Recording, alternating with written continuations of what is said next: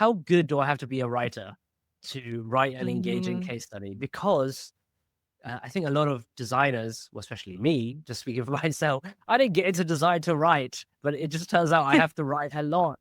So, like, how important is that? And is there Yeah. things to remedy, like, not writing? Super quickly, are you ever stuck when you're designing a new screen? You're looking at Dribbble, Behance, or Twitter. You spend hours browsing, but you actually can't quite find what you need. Well, you're in luck. I partnered with Mobbin to tell you about their world's largest UX UI library. It's 1,200 apps, 500,000 screens, and 80,000 flows. Screens, videos, prototypes, and more. You can find design patterns in seconds and never run out of inspiration again. I dropped the link in the description. Check them out. Okay, now back to the conversation. That's a good question. And you're good. You're doing such a good job with the writing. I look at you like, okay, I have to repeat those kind of tactics. So, but I think honestly, it's obviously different because if you're very much into UI visual communication, maybe you're not so much into UI, or like even content writing, UX writing. But it comes down, it's still design thinking to me personally. So yes, it uses new skills, it uses new sort of muscles for you to build that and become comfortable at writing. But we still have to all become good writers because at the end of the day, either it is visual communication or content communication, it's still communication. As designers, we communicate. Our designs communicate. They communicate. It's the same. I was talking, right? Self-scanning experience web portfolio, it's because nobody's here to give you more context. It has to be self-explanatory. Content, writing, and visual design are the same self-scanning experience. You're not there to tell them more context. So it has to communicate well, it has to be to the point, it has to align with the logic people pursue, it has to align with the tasks people are completing. And so for that reason, it is important that you want it or not, we still need to learn that skill and become better at writing. I'm not saying we should be writing books and telling fantastic stories. I'm not good at this either. But it's a skill, it's a same design thinking skill. We have to understand for whom we're designing, the context they know in, and what is the information they're looking to hear, and in which order, and what will make most sense, right? So how you say this, which hooks you use, this is the skill you can be building, like Chris is doing, I believe, in social media right now. But it's a skill for sure. And you can read about this. You can start learning more about it, but you don't have to become a writer to do this. You just have to understand for whom you're designing this text.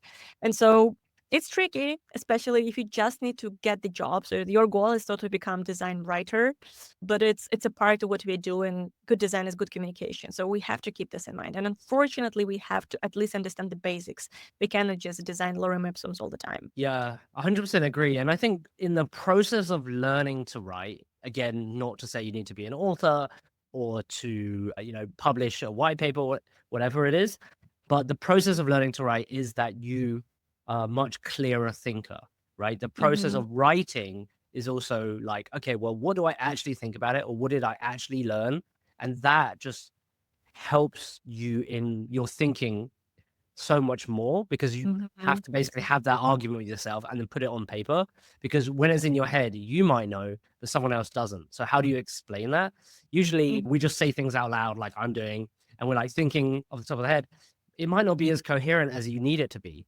And if you're pitching to your stakeholder, god damn, you better be a little bit coherent, otherwise it's not walking around everywhere. I guess the few things I would add to, like, okay, let's just say you suck at writing. You're literally starting from zero and you're like, I hate this, I hate this, I hate this. Okay, fine, right? There are other things that you can do now to make your case studies more engaging.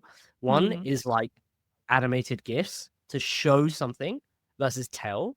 The other is also to show in sort of a video format. You have tools like Loom or Teller where you can literally record a video of either a screen recording or you talking about the thing that you're doing, right? And it doesn't always have to be written. Whatever form of communication, based on the tools we have now at your disposal, you can then use it, right? So you can also be a creative problem solver here. Like, how would you do it? The constraint is you can't write, then how would you show it, right? Like, that would be Yeah, an interesting way to sort of reframe that problem if you suck at, like, absolutely. Yeah. yeah. Especially if you have backgrounds in, I don't know, like animation, I don't know, like a video editing, etc. It's such a skill you can use. Why not go with this, right? Especially if you're applying to industries that could use that skill. So that's another lever even that you can use in your pitch. Yeah, and I've seen like a lot of the best web designers on their portfolio, they don't have that much writing. And they just do a really good job of doing like a show reel, you know, how movie studios do it, but it's just flashing like UI. And that could be enough on the homepage to hook them into the more longer sort of case study, right? Like, or the thumbnail. So you can be inventive about how you kind of do these things. Want to listen to the full conversation? Click the video on screen now. Subscribe to the channel if you want to join us live. Oh, wait.